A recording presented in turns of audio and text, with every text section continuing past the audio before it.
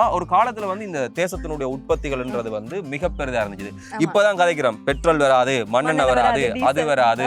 நெல்குவைட் கனகராஜா இவ்வளவு தூரம் இந்த பனைமரத்திலேயோ அல்லது இந்த மக்கள் சார்ந்திருக்கக்கூடிய பொருளாதாரத்திலேயோ முதலிட்டாருன்னு சொன்னா, அதே மாதிரி தான் அண்ணா கோப்பியினுடைய நடராஜா நிறைய விஷயத்தை கேட்கிறார். எல்லாமே ஒரு தொழில் தான், எந்த தொழிலும் கேடு இல்லை, எல்லாமே நல்ல தொழில். களவெடுக்காம நாங்கள் என்ன தொழிலை செய்தாலும் அதுக்கு நாங்கள் மரியாதை, தொழிலே தெய்வம். இப்போ நீங்கள் வந்து ஒரு வெளியில் போய் நான் இவர்கிட்ட மருமன் அல்லது இவர்கிட்ட ஒரு அடுத்த தலைமுறை சார்ந்திருக்கக்கூடிய ஆள் அப்படின்னு சொல்லிக்கல, அதை வெளியிலேருந்து பார்க்குறாக்கள் எப்படி அதுக்கு பிரதிபலிப்பு கொடுக்குறாங்க?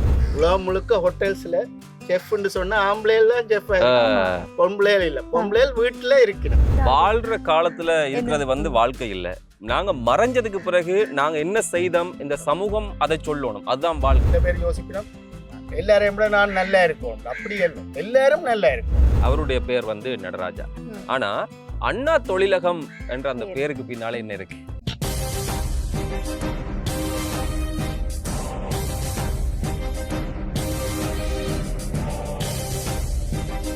வாரம் ஆறாவாரமாக வரக்கூடிய இந்த நக்கீரன் சபையில புட்டுக்கதை இன்றைய நாளிலேயும் இன்னும் ஒரு அதிதியோடு சந்திக்கிறோம். வணக்கம் மக்களே. வணக்கம் காயல். வணக்கம் உஷாந்தன். வணக்கம் மக்களே. இந்த ஒவ்வொரு வாரம் வந்த உடனே எங்களுக்கு புட்டு சாப்பிடணும், அதே மாதிரி யாரை கூட்டிட்டு வர போறோம், இந்த பழைய கதைகளை கேட்கறதுக்கு அதான் முக்கியமான விஷயம். ஏன்னா நிறைய கதைகள் எங்களுக்கு தெரியாம இருக்கு. ஒவ்வொரு கெஸ்டும் வந்து சொல்லும் போது ஐயோ இப்படியெல்லாம் ஒரு வாழ்க்கையை வாழ்ந்துருக்குறாங்களா அப்படின்னு யோசிக்கும் போது ரொம்ப சந்தோஷமா இருக்கு. இப்ப இன்னைக்கு நாங்க இன்னும் ஒரு அதிதியை கொண்டிருக்கிறோம். அதுக்கு முதல் வந்து ஒவ்வொரு வாரமும் நீங்க தரக்கூடிய அந்த ஆதரவுன்றது உண்மையிலேயே மகிழ்ச்சியா இருக்குது. ஒரு இடைவெளிக்கு பிறகு நாங்க புட்டோட சேர்ந்து கதைக்கிறதுக்கு ஆக்களை கூட்டி கொண்டு அதுக்கு தரக்கூடிய ஆதரவு, அதுக்குள்ள வரக்கூடிய கருத்துக்கள் உண்மையில மகிழ்ச்சியா இருக்குது. காணொலி பாக்குறாக்கள் கருத்துக்களை சொல்லுங்க. நாங்க இப்ப இருக்கிற இடம் வந்து இந்த ரோஸ் வில்லா சொல்லி, இந்த இடத்துல நீங்களும் வந்து உங்களுடைய மகிழ்ச்சியான நேரங்கள்ல ஊருக்கு வரைக்கும் இங்க தங்கணும்னு சொன்னா இங்க தாராளமாக தங்கலாம். அவருடைய இலக்கம் எல்லாமே இருக்கிறது. நீங்க மருதானஞ்சந்தில இருந்து உடுவில் பக்கம் வரைக்கும், உடுவில் மலரலுக்கு முன்னால வரக்கூடிய அந்த பாதையில தான் இந்த இடம் இருக்குது. ரம்மியமான குடும்பத்தோட தங்குறதுக்கு தரமான இடம். அந்த இடத்துல தான் இந்த கிழமையும் நான் எங்களுடைய படப்பிடிப்பை வச்சுக்கிறோம்.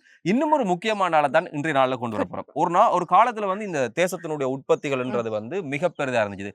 இப்பதான் கதைக்கிறோம் பெட்ரோல் வராது, மண்ணெண்ணெய் வராது, அது வராது, உயிர் வாயு வராது, சமையலரி வாயு வராது. இல்ல இப்ப பொருட்களை வாங்குறதே எங்களுக்கு கஷ்டம். இதை உற்பத்தி செய்யறதெல்லாம் சாத்தியமே இல்லாத விஷயம் அப்படின்ற மாதிரி போகுது. ஆனா இப்ப நாங்க எப்படி யோசிச்சோம், ஆனா அந்த காலத்துல நாங்க சுதேச பொருளாதாரம் ஒன்றை வந்து இந்த தேசத்துல கட்டி அமைச்சோம். அதுல 2 பேர் வந்து என்றைக்குமே தவிர்க்க முடியாத ஒரு ஆள் வந்து 2 பேர் இருக்கணும். அதுல வந்து ஒன்று மில்க்வைட் கனகராஜான்னு சொன்னா, மற்றது வந்து அண்ணா கோப்பியின் நடராஜா. 2 பேருமே நகவும் சதையும் போல இருந்து இந்த தேசத்தினுடைய நிறைய கட்டுமானங்களை, பொருளாதார பலத்தை பெருக்கி இருக்கணும். அதை சார்ந்திருக்கக்கூடிய அந்த பேரை கேட்டா கூட சின்ன வயசுல பொருட்கள் வாங்கின ஞாபகம். கடைக்கு போன உடனே நாங்க ஒரு பொருள் வேணும்னாக்க அண்ணா கோப்பி சார்ந்த பொருட்கள் தான் கூட வாங்குவோம். அந்த நபர்கள், அந்த குடும்பத்தை சார்ந்தவர்களை நாங்க கூட்டிட்டு வர போறோம் அப்படின்னு அந்த சுவாரஸ்யமான கதைகள் இருக்கு. மில்க்வைட்டை பொறுத்தவரை இப்ப உற்பத்திகள் இல்ல, ஆனா அண்ணா உற்பத்திகள் வந்து உலகம் பூராக இப்ப பறந்திருக்குது. அது சார்ந்திருக்கூடிய ஒரு விஷயம். ஆனா இப்படியான அந்த முக்கியமான பழைய கதைக்குள்ள சில சாப்பாடுகள் வந்து இப்படியெல்லாம் சாப்பாடு இருக்கான்னு சொல்லி இந்த தலைமுறை சார்ந்திருக்கக்கூடிய பிள்ளைகள் நிறைய பேர் கேட்பாங்க. இந்த தலைமுறை சார்ந்து இல்ல, இந்த இப்ப நாங்க சில சாப்பாடுகள் கொண்டு வர போறோம். அதுவும் இன்றைக்கு கொண்டு வந்திருக்கிற சாப்பாடு கேள்விப்பட்டிருப்போம், ஆனா பெரும்பாலும் சாப்பிடுறது கிடையாது. ஏன்னா இப்ப காலமாற்றங்கள், சமையல் கட்டுல போய் இதெல்லாம் இருந்து சமைச்சு கொண்டிருக்கிறேன் அப்படின்னு ஒரு கேள்வி. நிறைய இந்த கால பிள்ளைகளுக்கு தெரியாத ஒரு சாப்பாடு தான். அந்த சாப்பாடுக்கு நாங்க போகலாம். சரியா? இப்ப கேட்டா வந்து எல்லாருமே சொல்லுவாங்க, இந்த பேரை கேட்டா இது வந்து நாங்க அந்த பறவைகளுக்கு வைக்கிற தானியமே, அதை என்னடா சாப்பிட போறீங்கன்னு சொல்லி இன்றைக்கு நாங்கள் அசத்தலா ஒரு குரக்கன் புட்டு சமைக்க போறோம். குரக்கன் புட்டுக்கு வந்து சமைக்க போறேன், சாப்பிட போறோம். என்ன பிழைப்பு மக்களே. சரியா? நல்ல தரமான குரக்கன் எடுத்து மா இடிச்சு அதன் மூலமாக புட்டு குழச்சி வச்சிருக்கு. சரியா? மிச்சத்துக்கு எல்லாம் வேற வேற கறி இருக்கு. வளமையாவே நாங்க வேற வேற கறி தான் சமைக்கிறது. அந்த கறி இந்த கறி பிள்ளையாரப்பா எங்களுக்கு வந்து பார்த்து செஞ்சுட்டாங்க. விரத காலத்துல அடிச்சோண்டு இதுக்கு வந்து பிரதானமான சாமான் இவர் தான். குறிப்பா பனங்கட்டி, சர்க்கரை, இந்த குரக்கன் புட்டுக்கு வந்து சொல்லக்கூடிய சாணம். இதை அவிச்சு போட்டு தேங்காய் பூ மேல தூவணும். தூவி இந்த சர்க்கரையும் போட்டு இந்த வாழைப்பழத்தையும் பிணைஞ்சு சாப்பிடுற ஒரு சுவை இருக்கு தெரியுமா? கனவு இருக்கு, நாக்கில சுவை. சாப்பிடுற விஷயம் கதைச்சாலை வந்து அது ஒரு அமிர்தம் மாதிரி தான். இல்ல வாழ்றது சாப்பிடுறதுக்கு, உழைக்கிறதுக்கு என்னது, நல்லா சாப்பிடணும், ஆரோக்கியமா இருக்கணும் அப்படின்ற நேரத்துல சாப்பிட்டு வாழ்றதுதானே விஷயம். சாப்பிடுறதுக்காக தான் நாங்க நாளும் பொழுதும் ஓடிக்கொண்டிருக்கோம். இப்ப இதை வந்து நாங்க சமைக்க போறோம். சமைக்கிற நேரத்துல வந்து அதிதியை நாங்க அன்போட நாங்க அழைக்கிற இந்த நேரம் தான் அண்ணா கோப்பி. ஒரு காலத்துல வந்து அல்லது அண்ணாவினுடைய உற்பத்திகள், அது கோப்பி என்னதான் பேர் இருக்கும், ஆனா நிறைய உற்பத்திகளை இந்த மண்ணில சேர்க்கிறார். என்னென்னலாம் இந்த மண்ணில் செய்யணுமோ, தூள்ல இருந்து பண்ணையில இருந்து அடிப்படையான எல்லா விதமான, இன்றைக்கு வந்து புது புது நிறுவனங்கள் வந்தாலும் 17 வயசுல இந்த துறைக்குள்ள அவர் வந்திருக்கிறார். அவர் வந்து கட்டி அமைச்சிடக்கூடிய அந்த சாம்ராஜ்யம்ன்றது இணுவில் இருக்கக்கூடிய பலருக்கு அந்த காலத்திலேயே 100 பேருக்கு வேலை கொடுத்த மனுஷன்டா சும்மாவா? காலம் கடந்தும் இன்றும் வாழக்கூடிய ஒருத்தர். அவருடைய மருமகன் தான் இன்றைக்கு நிகழ்ச்சியில வந்து அவர் சார்ந்திருக்கக்கூடிய விஷயங்கள், இன்றைக்கு இந்த அண்ணாவினுடைய உற்பத்திகள் எப்படி இருக்குன்றதை வந்து நாங்க பேச போறோம். வாங்க. அமுதலிங்கம் மதிமகன் ஐயா, வணக்கம். வணக்கம். எப்படி இருக்கிறீங்க? சாந்தன். எப்படி இருக்கிறீங்க? வணக்கம் அம்மா. வணக்கம் கயல். எப்படி இருக்கிறீங்க? நல்லா இருக்கிறேன். அண்ணா உற்பத்திகள் எல்லாம் எப்படி போகுது? அண்ணா உற்பத்திகள் நன்றாக போய்கொண்டிருக்குது. உங்களை மாதிரியான ஆக்கள் அதுக்கு இப்படி பிரதிபலன் பார்க்காம விளம்பரப்படுத்தும் பொழுது அது நிச்சயம் மக்களை போய் சேரும். மேலும் போய் சேரும். விளம்பரம்ன்றது இல்ல, அது வந்து இந்த மண்ணினுடைய ஒரு அடையாளமாகவே மாறி போச்சுது. ஒரு பக்கம் பார்த்தா மில்க் வைட் கனகராஜா இவ்வளவு தூரம் இந்த பனைமரத்திலேயோ அல்லது இந்த மக்கள் சார்ந்திருக்கக்கூடிய பொருளாதாரத்திலேயோ முதலிட்டாருன்னு சொன்னா, அதே மாதிரி தான் அண்ணா கோப்பினுடைய நடராஜா நிறைய விஷயத்தை செய்கிறார். 3 மாடி கட்டடம் கட்டி அந்த கட்டி துறந்த கொஞ்ச நாள்ல வந்து இந்திய ராணுவம் வருது வந்து எல்லாருமே இடம்பெயர்ந்து போய்க்கல, தன் கீழ்த்தளம் பூராக வந்து அந்த மக்களை தங்க வச்சு செய்கிறார். அதை விட இடம்பெயர்ந்து போய்க்கல தென்மராட்சியிலையோ, அதுக்கு பிறகு கிளாலியால போய் வன்னிக்கலையோ, அங்கேயும் வந்து தன் உற்பத்தி ஒரு இடமும் கைவிடையில. அந்த மன உறுதி அதான் இன்று வரையும் எல்லாரையும் வாழிச்சு கொண்டிருக்கு. அந்த அவருடைய அந்த தொழிற்சாலை எடுத்து நடத்துறதை பத்தி இப்ப நீங்க எடுத்து நடத்துறேன்னா அவருக்கு பிறகு பாக்குறீங்க. அதாவது வந்து நான் வந்து அவருடைய மகன் அல்ல, மருமகன். அது வந்து அவருக்கு 2 பிள்ளை, மகன்மேர் ஒரு மகள். நான் வந்து அந்த மகளை திருமணம் முடித்தவர். ஆனால் அவரோட நெருங்கி பழகி அவரோடையே பயணித்து வந்தவர். அப்போ நீங்கள் சொன்னது போல யாழ்ப்பாணத்தின் 2 பிரதான தொழிலதிபர்கள், பல தொழிலதிபர்கள் இருந்தார்கள், இல்லை என்று அல்ல, 2 பிரதான தொழிலதிபர்கள் சமுதாயத்துக்கு சேவை செய்திருக்கிறார். அதாவது நாங்கள் இருந்தோம், பிறந்தோம், வளர்ந்தோம், இறந்தோம், உழைச்சோம், நாங்களே பார்த்துக்கொண்டோம். எங்களோட குடும்பம் மட்டும் இல்லை, சமுதாயத்துக்காக சிந்தித்தவர்கள். அதாவது அந்த சமுதாயத்தை முன்னோக்கி பார்த்தவர்கள். அதாவது மில்க் வைட் ஐயா அவர்கள் பனம் விதைகளை விதைச்சு கொண்டே போவார் கார்ல போயிட்டு. இன்றைக்கு யாழ்ப்பாணம் முழுக்க பனம் மரம் இருக்கு. அதனாலதான் எங்களுக்கு நீர் கிடைக்கும். அதில் தொடர்புகள் உங்களுக்கு தெரியும். அதே போலதான் என்னுடைய மாமா என்பதற்காக சொல்லக்கூடாது. அவர் ஒரு சரித்திர நாயகர், ஒரு மனிதர்களுக்கு அப்பால் பட்டவர். எல்லாவற்றையுமே அவர் சரியாக செய்வார். தன்னுடைய குடும்பம், நண்பர்கள், உறவினர்கள், சமுதாயம் எல்லாவற்றையுமே சமமாக செய்துட்டு போனவர் என்றால் அவருடைய இறப்பு விழாவிற்கு வந்த ஆக்கள் மூலம் நான் அதில் அறிஞ்சு கொண்டேன். எங்களுக்கு தெரியாதவர்கள் எல்லாம் வந்து சொல்றாரு, அவர் இதை செய்தார் எங்களுக்கு, அவர் அதை செய்தார். அப்பதான் தெரியும். அதாவது வலக்கை கொடுக்கிற இடக்கை இருக்கிற அந்த மாதிரி அவர் கொடுத்தது அப்பதான் தெரியும். இந்த பொதுவாக சொல்லுவாங்க, ஒருத்தர் இறக்கும் போதுதான் அவன் எப்படிப்பட்ட மனிதனா வாழ்ற காலத்துல இருக்கிறது வந்து வாழ்க்கை இல்ல. நாங்க மறைஞ்சதுக்கு பிறகு நாங்க என்ன செய்தோம், இந்த சமூகம் அதை சொல்லணும், அதுதான் வாழ்க்கை. நீ வாழ்கிற போது உன்னோட கொண்டாடக்கூடிய எல்லாருமே வந்து உனக்கு சிலவேளை எங்களுடைய தேவைக்காகவோ, பணத்துக்காகவோ, பொருளுக்காகவோ, அல்லது நட்புக்காகவோ, என்னத்துக்கோ பழகினோம். ஆனா மறைஞ்சதுக்கு பிறகு ஒருத்தன் சொல்றாங்கல்ல, அவன் தான் எதையுமே வந்து எதிர்பார்க்காம நாங்க எவ்வளவு தூரம் அவருடைய மனதுல ஆழ்மனதாக இருக்கிறோம். சரி, இந்த விஷயத்த பேசுறோம். குரக்கன் புட்டு ஏன் நீங்க அதை தேர்வு செஞ்சீங்க? ஆக்சுவலா குரக்கன் புட்டு வந்து என்னுடைய அப்பா ஒரு பிரபலமான எழுத்தாளர். அவருடைய பேரை சொல்லி அமுதன். என்னுடைய அப்பாவுக்கு குரக்கன் புட்டுனால் சரியான விருப்பம். அதே நல்லதை நாங்கள் சொல்லிக்கல, உங்களோட சகோதரங்கள், உங்களோட பிள்ளைகள் எல்லாரும் அந்த வழியில போவினோம், நல்லதை செய்யணும். அப்ப என்னுடைய அப்பா அவையில் என்ன செய்த, இந்த குரக்கன் புட்டை எங்களுக்கு பழக்கி இருக்கேன். அப்ப எங்களுக்கு இப்பவும் குரக்கன் புட்டு விருப்பம். சரி, இப்ப எனக்கு தெரியும், ஆனா நான் உங்கள்ட்ட கேட்கிறேன், இப்ப குரக்கன் புட்டு சமைக்க தெரியாத ஆளுக்கு என்ன செய்யணும்? இப்ப குரக்கம்மா குழைச்சாச்சு, சரியா, தேங்காய் பூ இருக்கு, பனங்கட்டி இருக்கு, என்ன செய்யணும்? இப்ப ஆக்சுவலா நான் வந்து ரிக்ரெட் பண்றேன். நான் வந்து கொழும்புலேயே தான் படிச்சு கொழும்புலேயே இருந்தவன். இப்ப ஒரு என்னுடைய விருப்பம் வயதான நேரத்துல இங்க வந்து யாழ்ப்பாணத்துல இருக்கணும், இருந்து இந்த இயற்கை, இந்த சுதந்திரம், இதெல்லாம் அனுபவிக்கணும் உண்டு. அதனால நான் இந்த ஜனவரியில இருந்து நான் இங்க வந்து இப்போது இருக்கிறேன். இப்பதான் எனக்கு அது விளங்குது. சமையல் இவ்வளவு நாளும் வைஃப் பிள்ளைகளோட இருந்தபடியா வைஃப் சமைச்சு தருவா சாப்பிட்டுட்டு இருக்கிறதால் இப்ப நான் வந்து தனியா இருக்கிறேன். நான் மகன் அங்க இருக்கிறேன், அப்ப வைஃப் அங்க இருக்கிறேன். இப்ப எனக்கு பெரும் பிரச்சனையா இருக்கு. எவருமே சமையல் கட்டாயம் தெரிஞ்சு வச்சிருக்கோம். சரி, இதை வந்து முதல் நான் சொல்லி தரேன். இப்ப இதை வந்து தனியா அவிக்கணும். அவிச்செடுத்ததுக்கு அப்புறம் கொட்டி எடுத்தாது, அதுக்கு பிறகு தேங்காய் பூவையும் சர்க்கரையும் தூவிட்டு சாப்பிட நல்லா இருக்கு. வெள்ளை குறைக்க முடியும். சரி, இப்படியான சுவாரஸ்யமான நிறைய கதைகளோட நாங்க படிச்சு இருக்கிறோம்.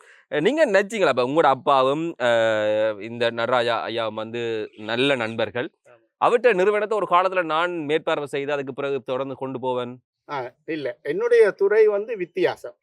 திருமணம் செய்யும் போதே நான் என்னுடைய மாமனாரிடம் சொல்லிவிட்டேன், நான் ஒரு குடிசார் பொறியியலாளர், சிவில் இன்ஜினியர். நான் என்னுடைய வழியில் என்னுடைய கனவுகள் வித்தியாசம். அந்த வழியில் நான் செல்வேன். அவர் எதுக்கும் எப்பவும் தடை போட்டதே இல்லை. அதாவது உங்களுடைய சுதந்திரம் உங்களோட, ஆனால் அவருடைய எல்லா விஷயத்துக்கும் நான் உதவி செய்வேன். அவரும் எனக்கு நிறைய உதவி செய்திருக்கிறார். நான் அவருடைய நிறுவனத்துக்கு எந்த விதமான பங்கும் இல்லை, ஆனா பங்களிப்பு இருந்தது. அதை வடிவா விளக்கிக்கொள்ளும். எவ்வளவு சவாலா இருந்துச்சு அந்த இடத்துல? நீங்க ஒரு குடிசார் பொறியியலாளர் என்ற துறைன்றது வேற, இது வந்து அடிப்படை கட்டுமானத்துல இருந்து மக்களுடைய தற்சார்பு பொருளாதாரத்தை அப்படியே வெளியில கொண்டு வர அந்த விஷயம் ரெண்டுமே வேறுபட்ட தளம். மற்றது வேலை செய்யற ஆட்கள் வித்தியாசப்படக்கூடியவர்கள். அப்படி இருக்கக்கூடிய ஒரு சூழல் வந்து ரெண்டுக்கும் இடையிலான அந்த வித்தியாசம் உங்களுக்கு எப்படி இருந்தது? அது வந்து இது வந்து ஹியூமன் மேனேஜ்மெண்ட் என்ன, அதாவது வந்து எங்களுடைய நிறுவனங்கள்லையும் வேலை செய்கிறது வந்து நாங்கள் வித்தியாசமான ஆட்களோடு வேலை செய்வோம். ஒரு supervisor, technical officer, engineers, Mason அப்படியான ஆட்கள் இங்கே வந்து இந்த உணவு தொழிலை செய்கிறார்கள். ஆனால் வந்து அடிப்படை குணங்கள் எல்லாம் மனுஷருக்கு ஒன்று தான். ஆகவே நான் சில வேளை அவருடைய நிறுவனங்களுக்கும் போய் சில நல்ல விஷயங்களை அவங்களுக்கு சொல்கிறது உண்டு. அதிலிருந்து நான் சிலதுகளை படிப்பேன், அதை இங்கே பிரயோசனப்படுத்துவேன் என்னுடைய நிறுவனத்தில். அதை என்னுடைய நிறுவனத்தில் நடந்த நல்லதுகளை அங்கே பிரயோசனம். அதை மாதிரி ஏன்னா பேசிக்கலாக எல்லாமே ஒரு தொழில் தான். எந்த தொழிலும் கேடு இல்லை, எல்லாமே நல்ல தொழில். களவெடுக்காமல் நாங்கள் என்ன தொழிலை செய்தாலும் அதுக்கு நாங்க மரியாதை. தொழிலே தெய்வம். சரி, இவ்வளவு நேரம் சீரியஸா கழிச்சாச்சு. இப்போ உஷாந்தனுக்கு வேலை வர போகுது. குரக்கம்புட்டு நீங்களா அந்த குரக்கம்புட்டை எப்படி அவிக்கிற அப்படின்னு சொல்லி தர்றதுக்கு தான். அது சொல்லி தர தேவையில்லை. அடுப்பை மூட்டணும், சரியா, பானையை வைக்கணும், தண்ணி கொதிக்கணும், மேல இதை போடணும். சரி, அப்படியே காய்ச்சி கொண்டு செய்யலாம். ஒரு கேள்விதான் ஐயா, என்ன சொல்லுங்க ஆபம்? நீங்க இந்த அண்ணா கோபி நடராஜா அவர்களுடைய மருமகனா வாரீங்க. அதை நீங்க வரமா பாத்தீங்களா, சாபமா பாத்தீங்களா? இல்லை, நான் பெற்ற வரம் அது. அதாவது வந்து திருமணங்கள் சொர்க்கத்தில் நிச்சயிக்கப்படுகிறது என்று சொல்லுவார்கள். அது எனக்கும் உடன்பாடு இருக்கு. அது நான் பெற்ற வரம் உண்டுதான் இருக்கு. இன்றும் அதை நினைத்து நான் மகிழ்ந்து கொண்டுதான் இருக்கு. அது ஒரு தான் மட்டும் இல்லாம இந்த சமூகம் வாழணும், பல பேருக்கு வேலை கொடுத்தது, பல பேருடைய வாழ்க்கைய நீங்க சொன்ன மாதிரி அவர் யாருக்குமே தெரியாம ரகசியமா அவங்களுக்கான உதவிகளை செய்த ஒரு மனிதனுடைய மருமகனா வர்றது, அந்த குடும்பத்துல ஒரு அங்கத்தவரா வாரதுன்றதே ஒரு பெரிய விஷயம், சந்தோஷம் தான். சரி, இப்படி பேசி கொண்டிருக்க நாங்க குரக்கன் புட்டிக்கு வருவோம். இப்ப நாங்க புட்டு பயிற்சி கதைக்கிற நேரத்துல நீங்க இந்த நிகழ்ச்சியை நீங்க பாத்துருக்கீங்க. வந்த உடனே கேட்ட நல்ல நிகழ்ச்சி, பிடிச்சமான நிகழ்ச்சி, எங்களுடைய பழைய விஷயங்களை பேசுற நிகழ்ச்சின்னு சொல்லிக்க. இப்ப நாங்க குரக்கன் புட்டுக்கோ சரி புட்டுக்கோ, இப்ப உஷாந்தனுக்கு புட்டுக்கு எண்ணத்தோட சாப்பிட்டா நல்லா இருக்குன்னு கேட்டா ஒரு பெரிய லிஸ்ட் சொல்லுவேன். அத மாதிரி புட்டு எண்ணத்தோட சாப்பிடுறது உங்களுக்கு பிடிக்கும்? அதாவது நான் வந்து ஒரு டயபெட்டிக் பேஷண்ட். அப்ப நீங்க அதுல சர்க்கரை, தேங்காய் பூ, பனங்கட்டின்னு உடனே பயந்துட்டேன். அப்ப நான் எப்படி சாப்பிடுறேன்னா, அதுகளை ஏண்டால் டயபெட்டிக் என்னபடியா அதில் சாப்பிடுவேன். இறைச்சி கறி, பருப்பு கறி, குழம்பு அதோட இதை சேர்த்து சாப்பிடலாம். அடுத்தது என்னுடைய அப்பா சாப்பிடுவேன் சோறுக்கு, மத்தியான சோறுக்கு இந்த குரக்கன் புட்டையும் போட்டு பிசைஞ்சு சாப்பிடுவேன். சோறும் புட்டும், குரக்கன் புட்டும், நொட்டு புட்டு, அரிசிமா புட்டு அதுகள் அல்ல, குரக்கன் புட்டும் சோறு. அது அவையவேண்ட நாக்குக்கு தான் அந்தந்த சுவைன்றது பிடிக்கும். இப்ப இந்த புட்டை வைக்கிறதுல வந்து சில தொழில்நுட்பம் இருக்கு. பானையை வச்சு அதெல்லாம் இருக்கப்பா. முதல் வந்து வெறும் ஆவியில வந்து இந்த குழல் அவிய வைக்கணும். லேசுப்பட்ட விஷயம் இல்லை. இந்த குழல் வந்து குழல்ல புட்டை வச்சு எடுக்கிறதுன்றது லேசுப்பட்ட விஷயம் இல்லை. இதுக்குள்ள ஒரு இது இருக்கு தெரியுமா? இந்த சிரட்டை சில்லி எல்லாம் மறக்காம போடணும். இல்லாட்டி வந்து இந்த போடுற மாவெல்லாம் தண்ணி கிடைக்கும். சரியா? அப்ப இது போடைக்குள்ள வந்து மாறி மாறி போடணும். தேங்காய் பூ, மா எல்லாம் மாறி மாறி போடணும். இதை விட வந்து ஆவியில அவிய வைக்கணும். சரியா? இனி கேட்டு பழகுங்க. குழல் புட்டு அவிய கேட்டா எப்படி அவிக்கிறேன்னு சொல்லி நாளை தெரியாது நீங்க சொல்லக்கூடாது. சரிதாடு? இந்த நிமிஷத்துல ஒன்றை சொல்ல, நீங்க தங்கச்சிக்கு இதை பத்தி சொன்னீங்க செய்யுங்க. உலகம் முழுக்க ஹோட்டல்ஸ்ல செஃப்னு சொன்னா ஆம்பளைல செஃப், பொம்பளையில இல்ல. பொம்பளையில் வீட்டுல இருக்கணும். வீட்டுல எங்க இல்ல இப்ப வீட்லயே ஆண்கள் தான் சமைக்க ஆரம்பிச்சுட்டாங்க. ஆனா உண்மையிலேயே பழகணும். இந்த அவங்க இப்ப ஆமா. சமைக்க பழகாததாலதான் பிரச்சனை. ம். அதனால நாங்க பழகி கொடுத்துருக்கிறோம் எங்க வீட்டுக்கு. திருப்பி சொல்லுங்க. நாங்க பழகி கொடுத்துருக்கிறோம் எங்க அண்ணாவுக்கு. கயல் மூலம் நான் குரக்கன் புட்டு அவிக்கிறத பற்றி கிளாஸ் எடுத்துக்கொண்டேன். சரி, இனி வந்து நீங்க இந்த கண்ண சாப்பாடுலாம் சாப்பிட இப்படியான நல்ல சாப்பாடு சமைச்சு சாப்பிடுறதுக்கான ஒரு வழி. சரி, இப்படி இருக்கக்கூடிய இந்த உற்பத்திகள் இப்ப நீங்க வந்து ஒரு வெளியில போய் நான் இவர்ட்ட மருமகன் அல்லது இவருடைய ஒரு அடுத்த தலைமுறை சார்ந்திருக்கக்கூடிய ஆள் அப்படின்னு சொல்லிக்கல. அதை வெளில இருந்து பாக்குறாக்கள் எப்படி அதுக்கு பிரதிபலிப்பு கொடுக்குறாங்க? பிரதிபலிப்புன்னு சொல்லும் பொழுது அவர்கள் என்ன ஒரு உயர்ந்த இடத்துல வைப்பாங்க முதல்ல. ஏன் ஒரு நல்ல மனுஷன்ற மருமகன். என்னுடைய அப்பாவும் வேல் அமுதன், ஒரு பெரிய எழுத்தாளர். அப்ப அவையல்ட இருந்த வரைக்குல நான் வந்து எப்படி நடந்து கொள்ளணும்னு எனக்கு கடவுளால் அமைக்கப்பட்டிருக்கு. இப்போ என்னுடைய அப்பா பிரபல்யமானவர், அவர் நிறைய சீர்திருத்த கருத்துக்களை சொன்னவர், இலங்கை அறிவியக்கம் போன்ற மிகப்பெரிய இயக்கங்களை நடத்தினவர், மாமா இப்படி நல்ல விஷயங்களை செய்தவர். நான் அவையண்ட பேரை காப்பாற்றுறபடி நான் இருக்கணும் என்று சொல்லி நான் நடந்து கொள்வேன். அதே இது என்னுடைய பிள்ளைகளுக்கும் அது கடத்தப்பட்டிருக்கு. இதுல ஒரு பிரச்சனை ஒன்று இருக்கு. இப்ப நீங்க சொன்ன மாதிரி வரம்ன்ற மாதிரி சாபம் என்று கூட சொல்லலாம், இல்லாட்டி அது கடினம் என்று கூட சொல்லலாம். இப்ப ஒரு நல்ல துறையிலயோ ஒரு நல்ல நிலைமையில சமூகத்துல ஒரு உயர்ந்த அந்தஸ்துல இருக்கிற ஒரு குடும்பத்துல இருக்க அதை பாதுகாக்கிறதுக்கு நம்ம ஒரு சின்ன பிளவிட்டா கூட சரி, ஒட்டு மொத்தமா நம்மள அப்படியான சந்தர்ப்பங்களை நீங்க எப்படி கையாள ஆரம்பிச்சீங்க? இல்லாட்டி அப்படியான சந்தர்ப்பங்களை சந்திச்சிட்டு இருக்கிறீங்களா நீங்க? நல்ல கேள்வி. பலவிதமான இடர்பாடுகள் மனுஷருக்கு வாரது தானே. அப்போ எனக்கும் அதே மாதிரி நிறைய வந்திருக்கு. சின்ன வயசில் நான் 83 கலவரத்தில் பாதிக்கப்பட்டு யாழ்ப்பாணத்துக்கு வந்திருக்கிறேன் கப்பலில். அது ஒரு பெரும் பாதிப்பு. அது மாதிரி சில இழப்புகள், என்னுடைய அம்மாவை இழந்த போது அது ஒரு விதமான பாதிப்பு. மற்றும்படி வாழ்க்கையை கொண்டு நடத்தும் போது ஒரு சில சமயங்களில் வேலைகள் எங்களுக்கு இடம் அது பிடிக்காத போது வேறு இடங்கள் மாறும்போது சில பேர் எல்லா பிரச்சனைகளையும் ஆனால் நாங்கள் சமாளித்து இறை நம்பிக்கையுடன் தன்னம்பிக்கையுடன் போராடி வெல்லவர். அதுதான் என்னுடைய. நிறைய பேர் சொல்லுவாங்க இந்த இனக்கலவரம் எங்களுக்கு பெரிய அளவில் பாதிப்புகளை கொடுத்தோன்னு சொல்லி. பெரிய அளவுகளை பாதிப்புகளை கொடுத்தன்றதை நாங்கள் ஏற்றுக்கொண்டு தான் ஆகணும். ஆனா அந்த இனக்கலவரத்தினால இந்த இனம் அடைஞ்சிருக்கக்கூடிய ஒரு பக்கம் பாரிய இழப்பு, மறுபக்கம் மிகப்பெரிய உயர்வுகளையும் சந்திச்சிருக்கு. அண்மையில வந்து இந்த தவம் தம்பிப்பிள்ளை என்று சொல்லி உலக சத்திர சிகிச்சை நிபுணர் சங்கத்தினுடைய தலைவராக ஒரு தமிழர் இருக்கிறார். யாழ்ப்பாணத்துல கைதடிய பூர்வீகமாக கொண்டவர்.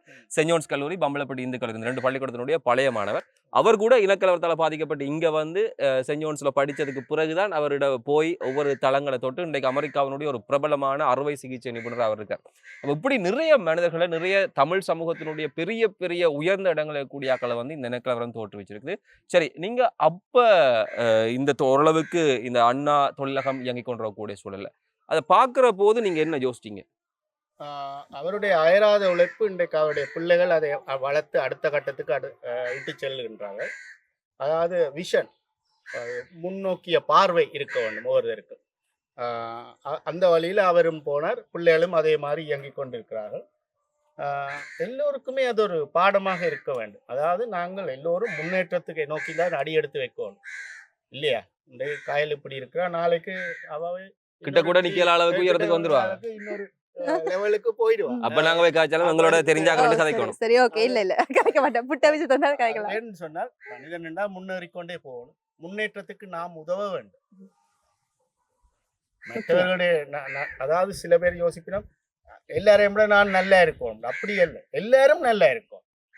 ஆனா இந்த எண்ணம் எல்லாருக்கும் இருக்கிறது குறைவு. இப்ப நான் முன்னுக்கு வருவேன், அந்த சொல்லுவாங்க, நகைச்சுவையா சொல்லுவாங்க, நல்லா இருக்கணும், நீ என்னை விட நல்லா இருக்க கூடாது, நான் எல்லாரை விட உயரத்துல இருக்கணும். சரி, சரி, இப்படியான விஷயங்களை பேசிக்கொண்டிருக்க போது அவருடைய பேர் வந்து நடராஜா. ஆனா அண்ணா தொழிலகம் என்ற அந்த பேருக்கு பின்னாலே என்ன இருக்கு? அது வந்து அவருடைய பேசுகிறதுல இருந்தும் அவருடைய சில புத்தகங்களை அவர் எழுதியிருக்கிறார், தன்னுடைய வாழ்க்கை வரலாறு மாதிரி. அதுகளில் இருந்தும் நான் அறிஞ்சு கொண்டது வந்து அவர் வந்து மிகவும் கஷ்டப்பட்டு கொழும்புல எல்லா இடம் வேலை செய்து வவுனியால தோட்டம் செய்து எல்லாம் வந்து அண்ணாமலை பெரியார் என்ற ஒரு ஆள் இருந்தவர் இங்க சுதுமலையில. அவர்கிட்ட போய் இந்த விபூதி செய்யறது, பட்படி செய்யறது எப்படின்னு சொல்லி அறிஞ்சு அவருடைய ஞாபகமா அண்ணாமலை என்று சொல்லி பேர் போட்டு தொடங்கி செய்தவர். அதற்கு பிறகு அந்த அவர் இறந்து போன அந்த மலையதோ நீக்கி அண்ணா என்ற பேர் பிரபல்யமா வந்தது. ஒழிய அங்கே இந்தியாவில் இருந்த பேரறிஞர் அண்ணா நப்பினம் சில பேர், அல்லது அண்ணா அண்டு பிரதர் நப்பினம். எப்படி எவர் நினைச்சாலும் எல்லா வகையிலும் அது நல்ல பெயர் தான். எல்லாத்துக்குமே ஒரு காரணம் இருக்கு. உண்மையில அந்த உயர இடத்துக்கு வந்ததுக்கு பிறகு அவர்கிட்ட இருந்து நிறைய விஷயங்களை நாங்க படிச்சு கொண்டே ஆக வேண்டும். நாங்க நன்றி மறவாது, அல்லது யார் எங்களுக்கு என்ன செய்தார்களோ அதை ஞாபகம் வச்சு தண்ட பேரை கூட அவர் நினைச்சா பாவிச்சுக்கலாம், தண்ட மனைவியினுடைய பேரை பாவிச்சுக்கலாம், பிள்ளைகளுடைய பேரை பாவிச்சுக்கலாம், அப்பா அம்மாண்ட பேரை பாவிச்சுக்கலாம், அல்லது மனைவியின் தண்ட பேரை சேர்த்து கூட பாவிச்சுக்கலாம். கிடையவே கிடையாது. எனக்கு அந்த அத்திவாரம் போட்ட அந்த அண்ணாமலை பரியாரியார் இன்றைக்கும் அந்த பேர்ல அண்ணாமலை வீதி என்று சொல்லி சுதுமலையில இருக்குது ஒரு வீதி. அந்த பேரை பாவிச்சு அதை வச்சு கொள்ளணும் என்ற அந்த யோசனை இருக்கு. இந்த பெரியவர்கள் எப்போதும் பெரியவர்கள் தான், அதுல என்றைக்குமே மாற்று கிடையாது.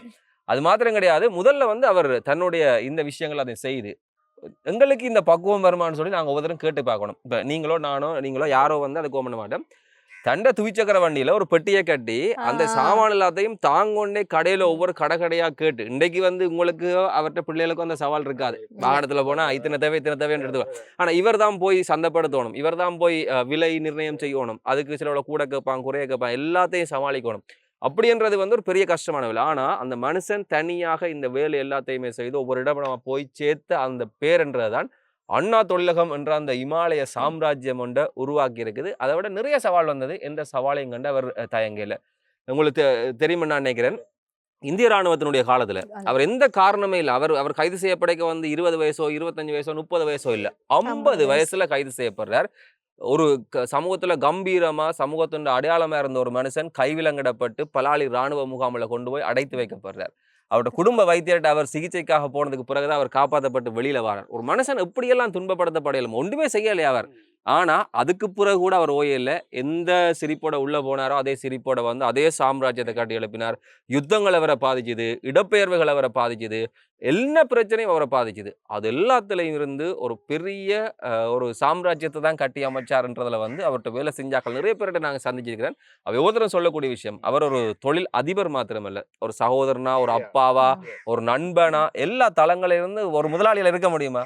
இப்போதைய காலத்துல முதலாளி ஒரு நண்பனா பழகினா என்ன நடக்கும் சொல்லுங்க. அப்படி ஒரு நிலைமையில இருந்து அவர் இந்த இதை கட்டி அமைச்சுக்கிறார். இப்படியான ஒரு தொழில்துறை என்றது இந்த மண்ணினுடைய அடையாளம். ஆரம்பத்தில் துவிச்சக்கர வண்டியில போய்க்கல மில்கே கனராஜா அந்த வாகனத்தை கொடுத்தாராம், கொஞ்ச நாளைக்கு செய்யுங்க பார்த்துண்டு, பிறகு 2 இயந்திரம் வாங்கி கொடுத்து அப்படி படிப்படியான வளர்ச்சியை நீங்க எப்படி பாக்குறீங்க? அவருடைய படிப்படியான வளர்ச்சி அவர் எதையும் துணிவுடன் செய்வார்.